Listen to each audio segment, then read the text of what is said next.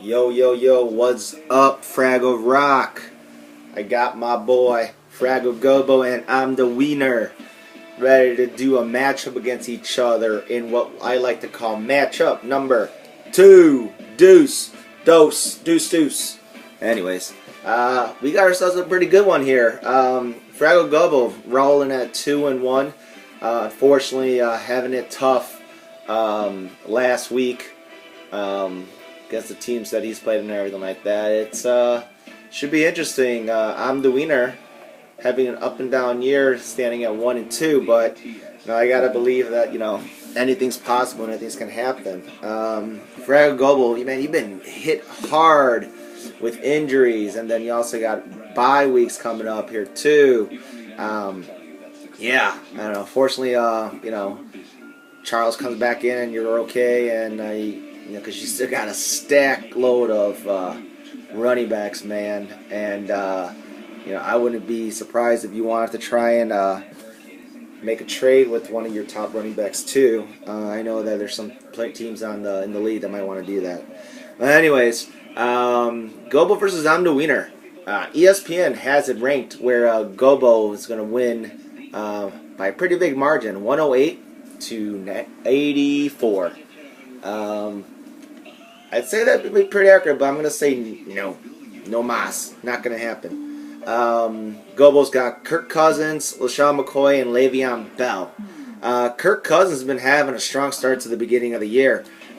Since RG3 went down, he's really stepped in and really has delivered some high-scoring games, which I can understand why. It'd be great to put him in, especially against the Giants. Giants have been doing horrible, having a bad start to the year. I don't know what may have happened with them. They must have gone, by getting that win against Houston, they may be riding on a bit of a momentum streak there with regards to, stepping up and playing well. Washington Giants, I have my money on Redskins winning, and Kirk Cousins throwing up big numbers. But unfortunately, I think it's just too much momentum, and I think the Giants somehow come to play. There's this tight end that they keep throwing to, and so I think he has a big game as well. So, as much as I want to say that Kirk Cousins goes off for like 25 points and all, unfortunately, I'm going to have to say that I think I'm going to predict this, and if I'm wrong, I owe somebody some money. But I think Kirk Cousins only gets 5 points and has one of his worst days as a quarterback in his professional career. Let's just say that it'll be his one time, though. And I can definitely understand the matchup because the Giants are pretty porous on the defensive side of the ball. But Kirk Cousins, 5 points, you heard it here. Sorry, man, that's a tough break because obviously you're going to have your running backs carry you. And that's when we get to LaShawn McCoy and Le'Veon Bell. Holy crap. McCoy getting shut down last week, only getting 2 points against 2 or 3 points against the Redskins was unheard of. I think he just also became a shootout against Philly and Redskins where it ended up being that McCoy wasn't just as much of a factor as they were just bombing it downfield to Macklin and crew. But I think that's going to change against San Francisco. They're still strong on the defensive front seven, but still got to believe that McCoy's still going to get his, and he's going to do well. Give LaShawn Shady McCoy 15 points. Le'Veon Bell against Tampa Bay. Now, Tampa Bay's defense is somewhat mediocre. They've had some injuries, but now they're getting, I think it's Gerald McCoy coming back. So we'll have to see how that goes on that front seven. But Le'Veon Bell's still going to run the ball, and Todd Haley's going to have that 1-2 punch of LeGarrette Bell and Le'Veon Bell, but Bell's still going to be the main back. Give Le'Veon Bell 15 points as well. Jay Charles coming back. You got to like that. It's always helps when he's back there and coming back from injury, but we'll see how that goes against New England. I think it should be fine. They're playing at home, and I think Charles is looking to take back his rightful spot because if Niles Davis can put up that many points over the past couple weeks, with Charles being out, I know that Jamal Charles is going to throw a big number, so give Charles give him 16 points. So that's a good 50, 60 points there by your running backs. That's going to pretty much carry it, brother. I'm the wiener. You got Drew Brees at quarterback, Trent Richardson, Darren Sproles at running back, and then Joe Burrow as your flex. Love the Drew Brees against Dallas. I know it's going to be a shootout. It's going to be a lot of points scored. That's what I think. Drew Brees, give him 21 points. He lights it up and goes to Jimmy Graham a lot. Trent Richardson and Darren Sproles, hit or miss. It's tough to play with the Colts and Trent Richardson because when the running game has been going well, they started out with Ahmad Bradshaw, and he's done very, very good as the outside bounce back. Outside back, and then you have Trent Richardson, a north-south pounding kind of guy, and so that kind of stretches the defense. Tennessee Titans is stout.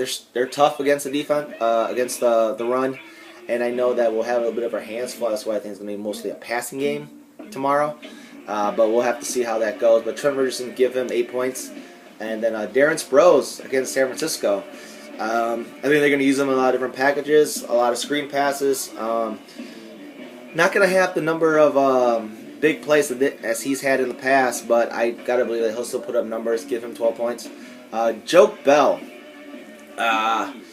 They've got him at probable. I know he was injured, and there were some issues whether or not he was going to be playing, but you might want to monitor that. But Joke Bell against the Jets. Jets defense is tough in terms of the front seven. They've played very well against the run. Just look at how they contained Matt Forte this past week. So we'll see how that goes. But I think Detroit still needs to get back in the swing because the way they lost to Green Bay, or did they win? The way they played against Green Bay, I guess you could say, it wasn't very Detroit-esque like. So Joke Bell expects him to steal some touchdowns from Reggie. Not much yardage, but I think he gets a touchdown and 50 yards to give him 11 points. Wide receivers, you got Roddy White, Randall Cobb. Roddy White and Randall Cobb. Randall Cobb, hasn't been all that much there to go against the Bears secondary to see, how that'll be. I mean, he had a rough game against Detroit last week, but I gotta believe that he'll have a bounce back, and it'll be Aaron Rodgers. He does well in Chicago. Chicago fans, for some reason, don't get on Aaron Rodgers' nerves or bother him whatsoever. So I gotta believe it's gonna be a lot of Jordy Nelson, Randall Cobb being thrown the ball, and hopefully, for your sake, Randall Cobb gets the ball more than Jordy Nelson. So Randall Cobb, give him 12 points. I think he gets a touchdown and 60 yards on a catch because it's gonna be tough. It's a coin flip between him and Jordy Nelson. And then you got Roddy White against Minnesota. The Minnesota defense has been suspect. I mean, we'll see how that goes with them. I mean, they've been pretty tough against teams, and surprisingly, and hasn't really allowed as much. But Roddy White and Julio Jones back there, and Matt Ryan throwing the ball, you got to like that connection. And Roddy White's always consistent, so hopefully he gets a touchdown and steals one from Julio. It's kind of funny that. We'll see who has more points because obviously Julio's a big play guy and Roddy White is more of the yardage between the lines guy. Roddy White, give him 12 points. And then you've got for Gobo, you've got Keenan Allen and Mike Wallace. Favorable matches against two horrible, awful teams in that of Jacksonville and Oakland. You got to like that. You got to believe that they'll come out and make some plays, and I think Tannehill will throw to Wallace quite a bit to kind of have a balanced offense. I think having Lamar Miller there, they're going to have a balanced running game and offensive game. And then you got Keenan Allen against Jacksonville. Jacksonville's just awful. They're just terrible on both sides of the ball. So give Keenan Allen 14 points. Mike Wallace, give him 14 points. I like them, 28. So regardless, respectable score. I think you do very well. And then you got Travis Kelce at your tight end. He's a rookie. I think he's a rookie or a second-year player, but Alex Smith's like going to his tight end, so give him 7 points against New England. I expect it to not be a shootout or more like a low-scoring game between New England and KC. Then you got Jason Witten for I'm the Wiener, and he's got Jason Witten, old reliable Jason Witten. It's going to be a shootout. He'll get a red zone touchdown, but no more than 8 points because he'll get 20 yards and a touchdown. Defensive-wise, you got the Niners for I'm the Winner and the Chargers for Frago Gobo. Good matchup against Jacksonville, who's playing Blake Bortles as a rookie quarterback. We'll see how that goes. If the Chargers play the way they played against Seattle, Jacksonville's going to have a long day. 49ers against Philly. Could be a shootout. I mean, that defense has been trying to play stout and do what they can, but, you know, not since week 1 since they've had like a really solid defensive outing. So we'll see how they do against Philly. But, yeah, I don't expect much. So Niners and Phillies, it's a tough one. In the end, I think it's too much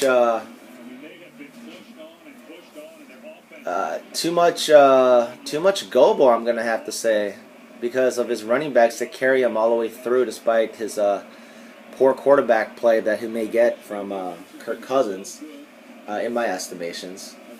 So let's see. Let's give you 96. You don't crack the triple-digit mark, and let's give Am the Wiener 90 points because I think he will still put up the consistent numbers to get the 90, but not enough to get the win.